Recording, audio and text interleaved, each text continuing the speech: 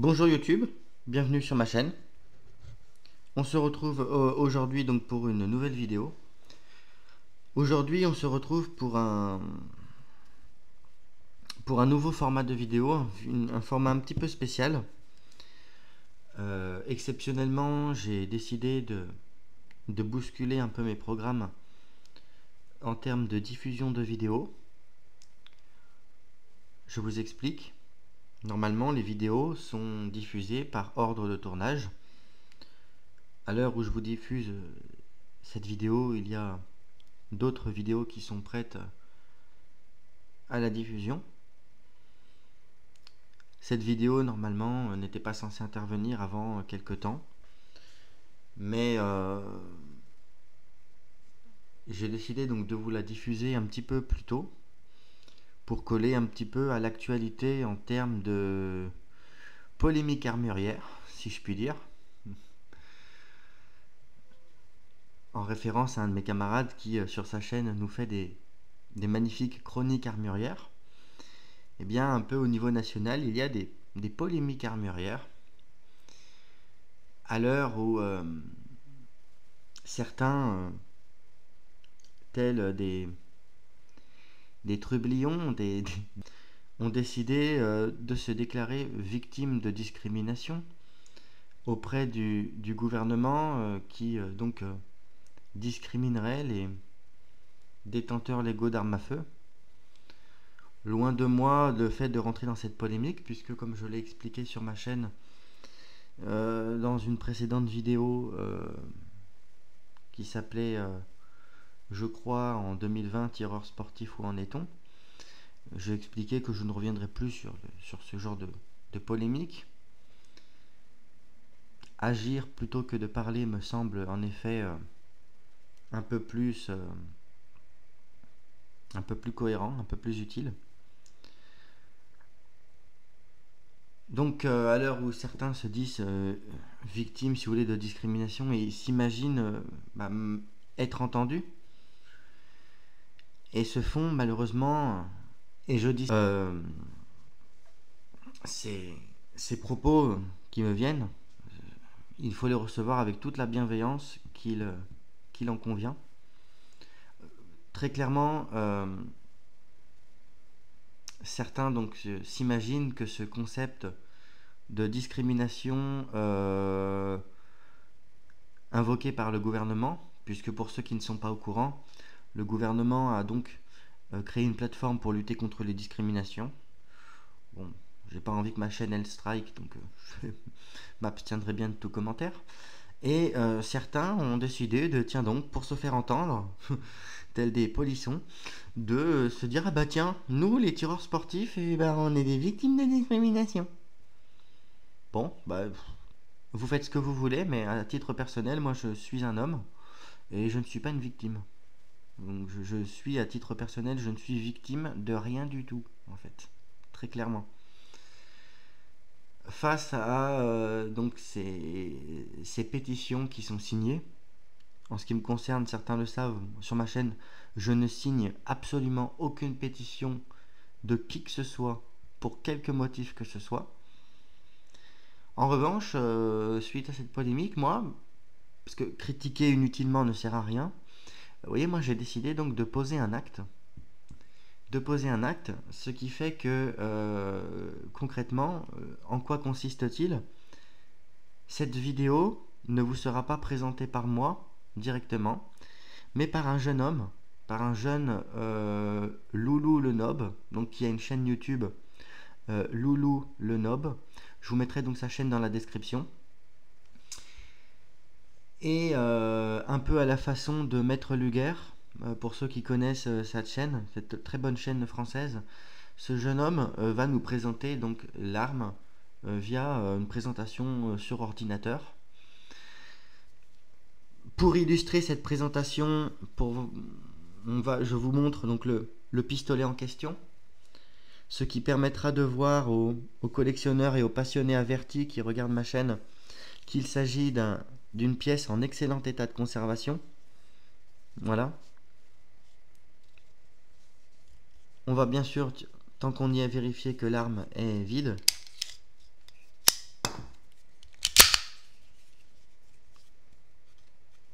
Aucune munition n'est chambrée dans le pistolet.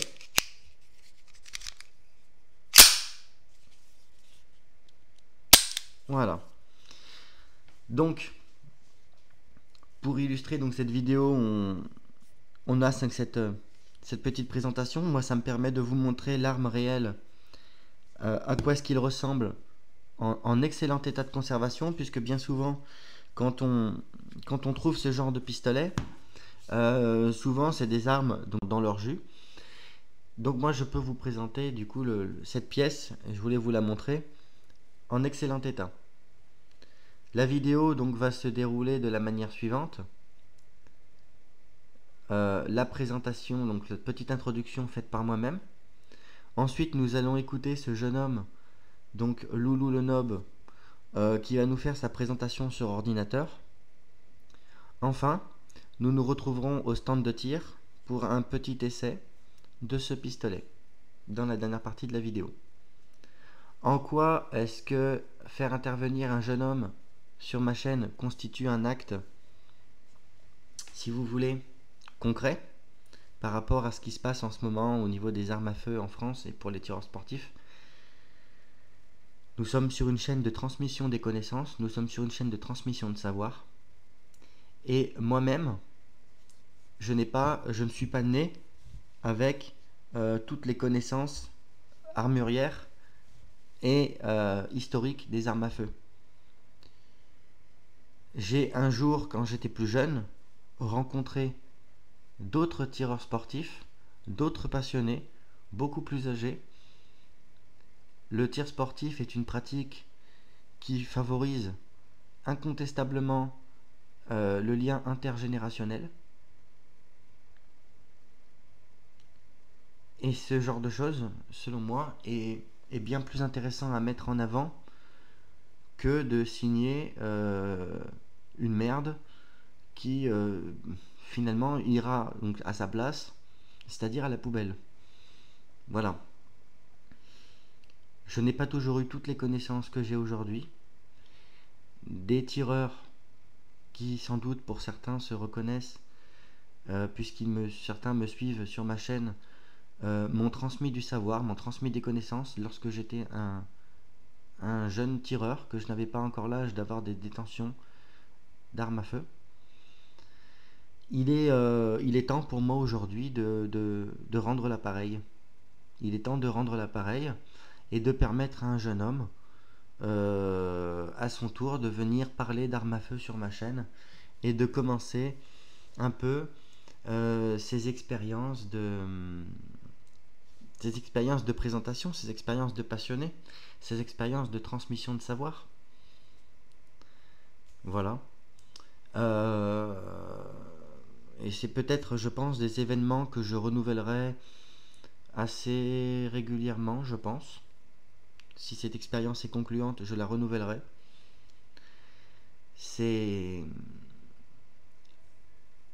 la transmission de savoir, le fait de permettre à un jeune homme qui aujourd'hui a 14-15 ans, je crois, qui est un jeune tireur sportif, donc de permettre à ce jeune d'acquérir des connaissances, de transmettre sa passion, d'exprimer sa passion finalement, de œuvrer, de travailler concrètement à sa passion.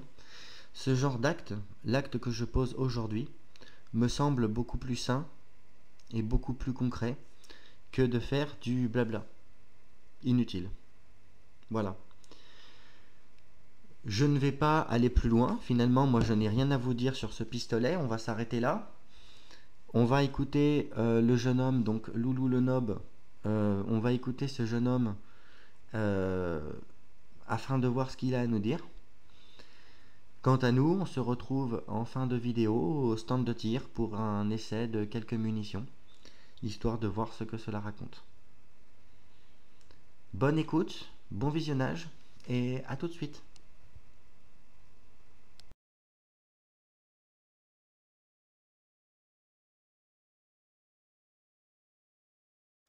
Mauser est une firme allemande qui a été créée en 1811, fermée en 1945 et fut remplacée par Heckler & Koch. Le Mauser HSC ou pistolet triangle HSC pour pistolet semi-automatique modèle C, est le remplaçant des Mauser 1914. Il chambre le calibre 7,65 par 17 mm, plus communément appelé 32 ACP, ACP pour Automatic Colt Pistol, ou 9 mm court, également appelé 380 ACP, et pèse 640 g non chargé. Il fonctionne en simple action. Pour les organes de visée, c'est du classique. Il dispose d'un cran demi-rang U dans une sorte de gouttière usinée sur la culasse, et le guidon est à la fin de cette dernière. C'est un pistolet très compact, car son ressort récupérateur est situé autour du canon. Son verrou de chargeur est situé sous le chargeur comme un P38, ce qui est très peu ergonomique. Pour le démonter, on appuie sur un bouton sur le fond du pontet triangulaire, d'où son nom de pistolet triangle. La sécurité de cette arme est très différente du Walther PP, même si esthétiquement identique. Celle de ce dernier désarme le chien et met l'arme en DASA. Celle de l'HSC est un simple désarmement du percuteur. Mais comme le PP, on doit mettre le levier de sûreté vers le bas. Il fut développé à la fin des années 30 et fut adopté en 1940. On l'a produit à environ 334 000 exemplaires. La France l'adoptera et l'utilisera jusque pendant la guerre d'Indochine. Donc quand les numéros de série situés sur la crosse dépassent les 951 400, ce sont donc des productions françaises. La police norvégienne l'utilisa également dans les années 50. Maintenant, nous allons comparer quelques cartouches, notamment le 32 ACP, le 380 ACP et le 9 mm Parabellum. Le 32 ACP, premièrement, dispose d'une ogive d'à peu près 4 grammes et sa vitesse de pointe est de 335 mètres par seconde. Il développe également 240 joules à la sortie de canon. Le 380 ACP ou 9 mm court possède une ogive de 6 grammes, va à environ 350 mètres par seconde et développe 362 joules à la bouche. Le 9 mm Parabellum possède une ogive de environ 9,5 grammes, va à environ 400 mètres par seconde et développe 580 joules à la bouche. Petite partie rajoutée au montage pour le nombre d'exemplaires fabriqués. L'armée de terre, ou la IR, je parle bien sûr de l'Allemagne, en a utilisé 137 121. La marine, ou Kriegsmarine, en a utilisé 27 100. La police, 28 300. Et le civil, environ 60 000.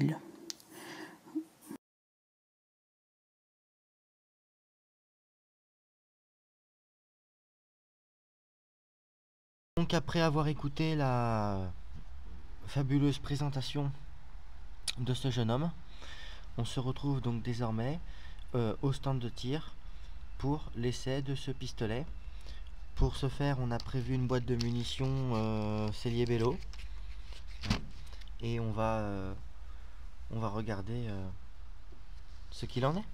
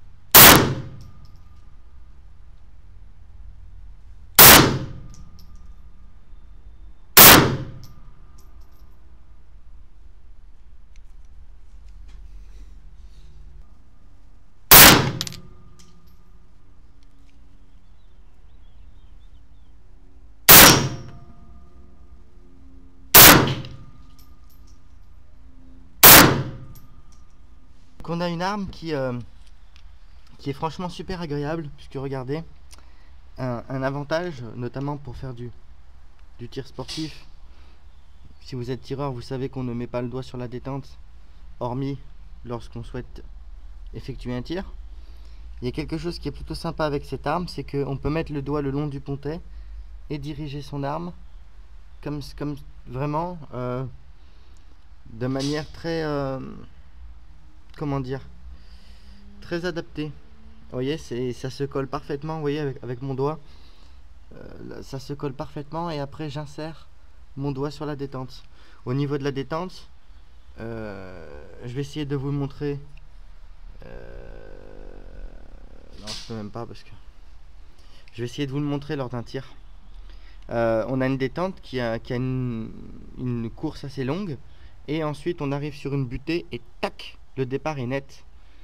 Ce qui veut dire que ça, pour du tir instinctif, c'est vraiment une arme de défense. De toute façon, là, comme vous le voyez, on tire à 25 mètres. C'est pas adapté, hein. C'est pas adapté, c'est pas fait pour tirer à 25 mètres. C'est vraiment fait pour tirer à très courte portée. Et hormis ça, c'est vraiment une arme qui est délicieuse à utiliser. Bon, on va continuer de faire quelques tirs rapidement, et puis on va clôturer cette vidéo.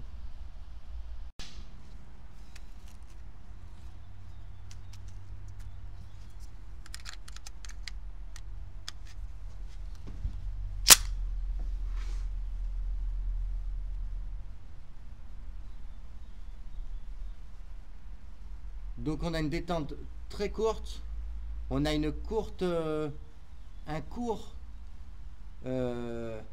départ sur la détente, une petite course sur la détente, et après, regardez, tac, tac, tac, un départ qui est extrêmement net.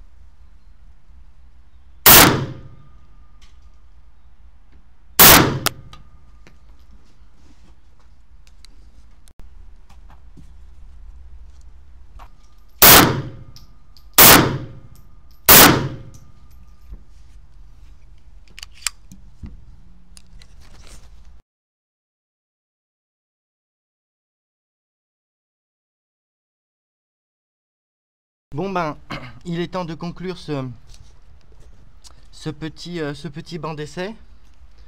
Qu'est-ce qu'on peut en dire? Bah, c'était une arme extrêmement agréable à tirer. C'est marrant. Alors évidemment, comme je vous ai dit, à 25 mètres là-bas, c'est pas non, c'est pas le pied. C'est clair, net et très précis. Mais malgré tout, c'est assez sympa comme flingue. Je suis assez content d'avoir pu essayer ce pistolet. Voilà. Il est temps pour nous de conclure et d'en finir. On remercie la participation à cette vidéo du jeune Loulou le Nob. Je vous invite également éventuellement à aller voir sa chaîne. Pourquoi pas vous abonner, peut-être pour l'encourager éventuellement. Et pourtant, pour ceux qui me suivent sur YouTube, je n'ai jamais fait ça. Faire du commenter, liker, partager, c'est pas mon style. Mais bon, ma foi, il faut faire des choses du mieux qu'on peut. Et j'estime, à mon échelle, que partager sa passion, faire connaître les choses et permettre à des jeunes d'assurer la relève finalement de la Fédération Française de Tir, des futurs tireurs, faire de nos jeunes des futurs tireurs, me paraît plus sain que de faire du blablabla. Voilà, ça n'est bien sûr que mon humble avis. Voilà, donc j'espère que cette vidéo vous aura plu. Je vous souhaite une bonne semaine. J'espère que cela vous a plu, et je vous dis à la prochaine vidéo. Je vous souhaite une bonne semaine, et à la prochaine, et bon tir. Voilà. Et exceptionnellement, pour paraphraser un autre youtubeur, cassez-vous, fin.